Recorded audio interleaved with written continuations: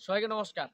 আমি আছি কৌশল এবং আমি কিছু আপনাদেরকে ধর্মীয় কথা ক্ষুদ্র জ্ঞানে বলতে চাই। আমার সেরকম আসলে জ্ঞান নাই, কিন্তু ক্ষুদ্র জ্ঞানের চেষ্টা করতেছি কিছু বলার।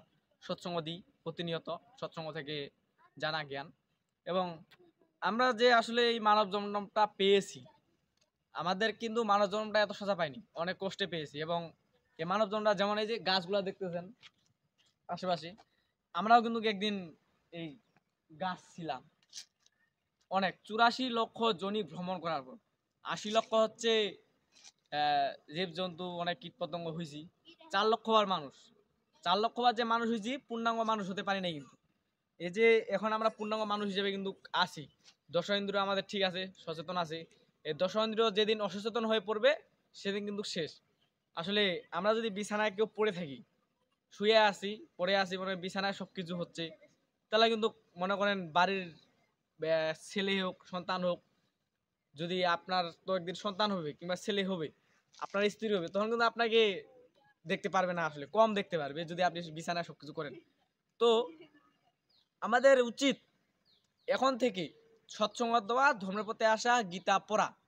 গীতা ছাড়া উপায় নেই। আপনি যদি গীতা পড়েন, যেমন গীতার অর্থ বোঝায় আসলে ত্যাগ। কেন ত্যাগ? ত্যাগ কেন হইল? ত্যাগ হইলো ইহার কারণ হচ্ছে, গীতা পড়লে আপনার মনে করেন যে আহ, ধর্মের দিকে আপনি ধাবিত হবেন।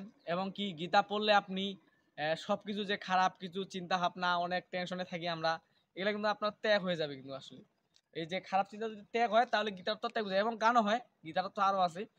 তো আমি মনে করি যে গীতার তো আসলে ত্যাগই, কারণ গীতা পড়লে আপনার সবকিছু খারাপ কিছু ত্যাগ হয়ে যাবে। কিন্তু আর গীতা পড়লে যদি এগুলো ত্যাগ হয়ে যায় আস্তে আস্তে, একবারে ত্যাগ হবে না, অভ্যাসের দরকার আছে। আপনি প্রতিনিয়ত গীতা পড়বেন, অভ্যাসের দরকার আছে। অভ্যাসে দাস। আসলে যেমন একটা কথা আছে যে, এই নাম না রে আরো নাম আছে, ওই নাম নিয়ে যাবে সেই নামের কাছে।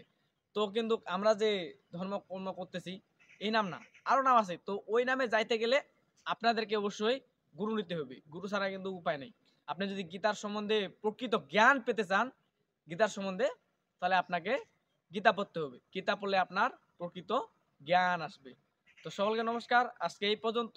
যারা ইউটিউবে দেখতেছেন সাবস্ক্রাইব করবেন, যারা ফেসবুকে দেখতেছেন অবশ্যই ফলো দিয়ে পাশে থাকবেন। আবারও সকলকে নমস্কার, ধন্যবাদ।